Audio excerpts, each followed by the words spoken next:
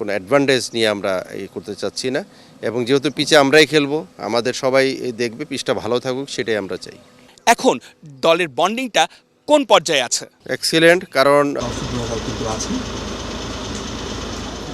10ই June Bangladesh Singapore গুরুত্বপূর্ণ ম্যাচের আগে -2 ডেতে কোথায় কোন দল অনুশীলন করবে?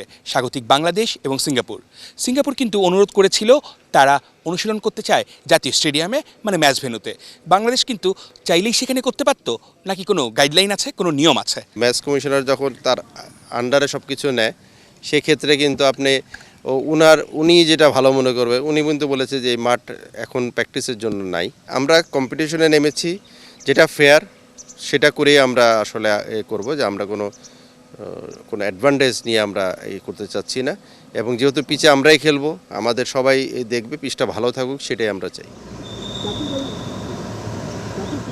5টা বাজার কিছুক্ষণের মধ্যেই টিম বাস কিংস এরেনায় প্রবেশ করে এবং এই অনুশীলন একদমই ক্লোজ ডোর।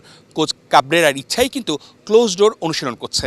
তবে টিম হোটেলে সারাদিন নানা রকম অ্যাক্টিভিটিস হয়েছে, বিভিন্ন রকমের ভিডিও সেশন, এবং এক একটা গ্রুপ করে করে কাবরেরা কিন্তু মিটিং করেছে।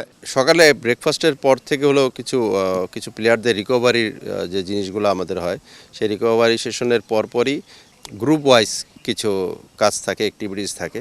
সে প্লেয়াররা যারা গোলকিপার, ফরওয়ার্ড, মিডফিল্ডার, সবাইকে নিয়ে আসলে আমাদের কোচিং স্টাফরা কাজ করে।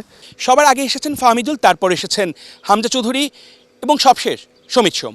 টিম ম্যানেজার জানিয়েছে এখন দলের বন্ডিংটা কোন পর্যায়ে আছে। এক্সিলেন্ট, কারণ আপনার দেশের বাইরে থেকে ঈদ করা আর দেশে থেকে ঢাকার মধ্যে এখানে ঈদ করার মধ্যে, হোটেলের মধ্যে হাসি ঠাট্টার মধ্যে কিন্তু একটা সময় কেটে যাচ্ছে। জাতীয় দলে প্রবাসীদের সাথে দেশিদের যে সমন্বয়ের মাধ্যমে ভালো একটা ফুটবলের প্রত্যাশা করছে সমর্থকরা। গ্রুপ পর্বের প্রথম ম্যাচে ভারতের সঙ্গে ড্র করে ভালো একটা অবস্থানে থাকা বাংলাদেশ সিঙ্গাপুরের সঙ্গে লড়বে কিন্তু 3 পয়েন্টের জন্যই। অর্ণব বাপি, 71, ঢাকা।